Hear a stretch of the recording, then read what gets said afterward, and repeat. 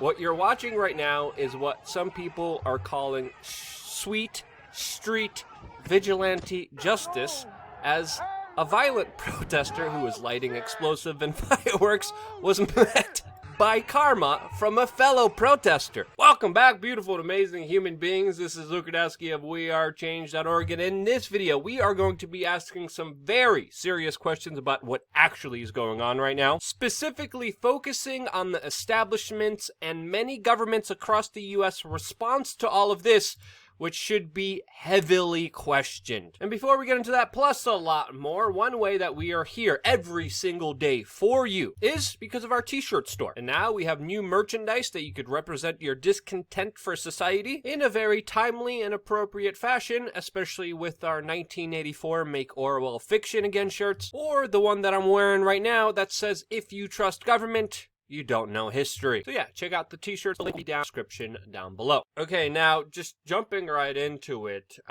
there's something up. And how can you not think so when just little over a week ago, we had people fined for being outside, arrested for organizing protests, shamed by the mainstream media, and censored by all the big social media monopoly companies for even daring to question their, quote, new normal. And now all of that is out the door, irrelevant, doesn't matter with the supposed new protest, a new cause, a new movement that somehow is exempt from all these totalitarian, top-down, big government Orwellian measures that the government had with the tech elites just over 7 days ago. And that's really when you should start asking yourself some serious questions about what is actually going on here, especially with the coordinated media attacks previously before. What's going on with this sickness that was just going to allegedly kill us all just a few days ago, and what's going on with this movement that is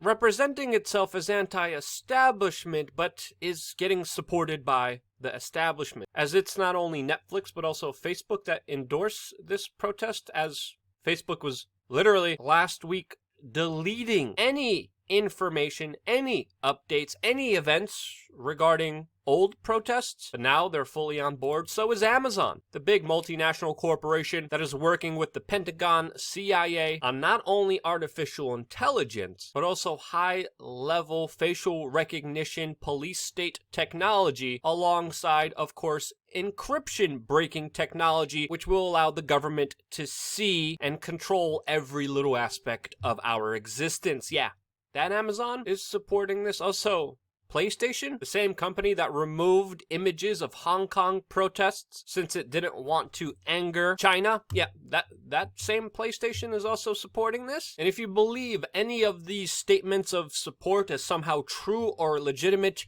you are a fool, because this is high-level, cringy, virtual signaling that is all about saving face and promotion of this brand to sell you more useless crap. Usually crap that they had slaves made in the third world, as of course they tell you how they're so not against racism or oppression in any way. And with these empty statements, of course, you have no real action. Do you have any of these companies moving back manufacturing back to the United States? Will Nike do that to employ the millions of people that are unemployed directly because of the government's lockdown? Will they actually make the right steps to actually achieving some kind of difference and change? No. Hell no, they won't. And these empty blanket statements should be met with high levels of criticism and skepticism that should make you wonder what's really going on here. And it's not only the big multinational corporations, it's also the banksters fully supporting this, the biggest looters of them all, with their secret Federal Reserve bailouts, creating massive wealth inequality and financial injustices, not just here in the United States, but all over the world. All, of course, with the help of their compatriots and politicians that have sold us out, just like George W. Bush, that is also endorsing this movement. Yes, the former president, George W. Bush, is endorsing the protests and this movement. And when that happens, you have to start asking yourselves, who does this movement actually help? Who does this movement actually benefit? What are the leaders? Who are the demands? Is this just a hammer being used by any individual that wants to swing it against any opposition for their own personal benefit? Is that a reality here? Well, it could be, because it definitely is not helping the average person. There is high-level racial tensions, violence, looting, division that a lot of this country hasn't seen for a very long time, that has been re-instigated in this country, as of course the mainstream media is literally cheering it on, supporting it, and telling its viewers that people are just blowing off steam. This is mostly a protest.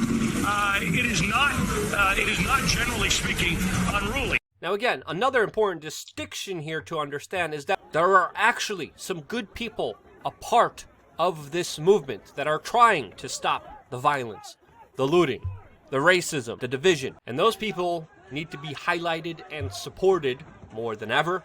And we can't just blanket generalize during these key, important, critical times. It's important to see everything for what it is.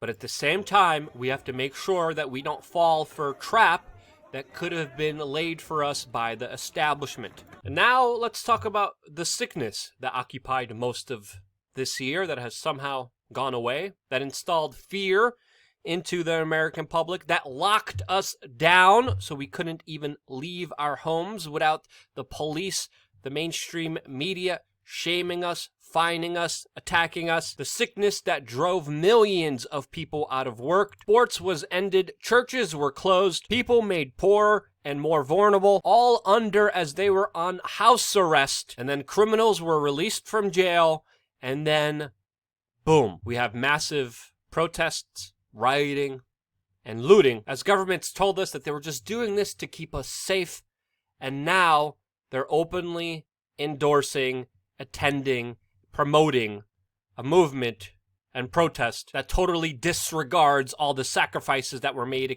just a few weeks ago for what was told to us was our safety. And now, even the medical community, not just these nurses that are going outside clapping for people clearly not social distancing, some of them wearing masks, some of them not. From what I hear, the majority of people don't care. But now we have dozens of public health and disease experts openly putting their support behind these protests. If there ever was a true definition of a hypocrite, this is it. And now the whole coronavirus is over because why?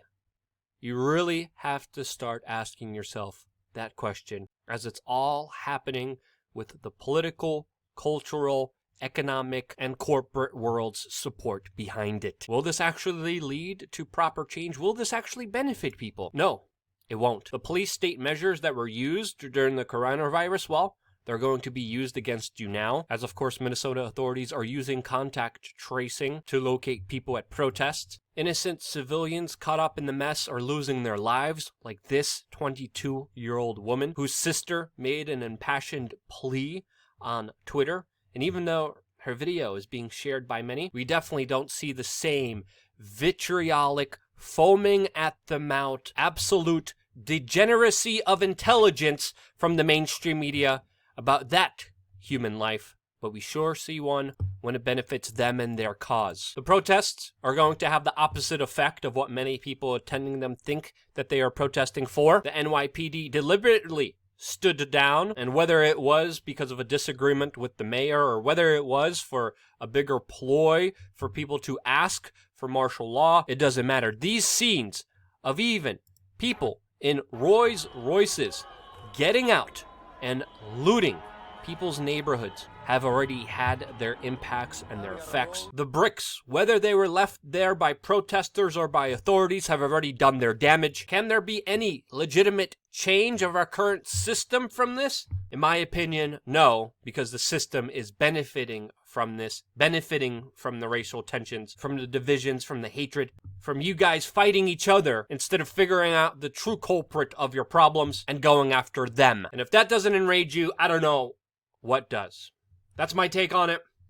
Share this video, because sure as hell, YouTube's going to censor it, just like they always do, downrank it, make sure less and less people see it. People are getting unsubscribed from this channel, and of course, our views are being squashed, while, of course, the mainstream media and their garbage and their filth and what is essentially weaponized disinformation will continue to be thrown and shoved down your throat on this platform. So again, don't forget to check out alternatives. Definitely check out my Twitter account. I've been extremely busy on there. There's many ways you could stay in contact with us. An email is another one. And again, you guys are more important than ever for this independent media operation. I wouldn't be here if it wasn't for you, and this is why I love you guys. Stay tuned for more here on wearechange.org.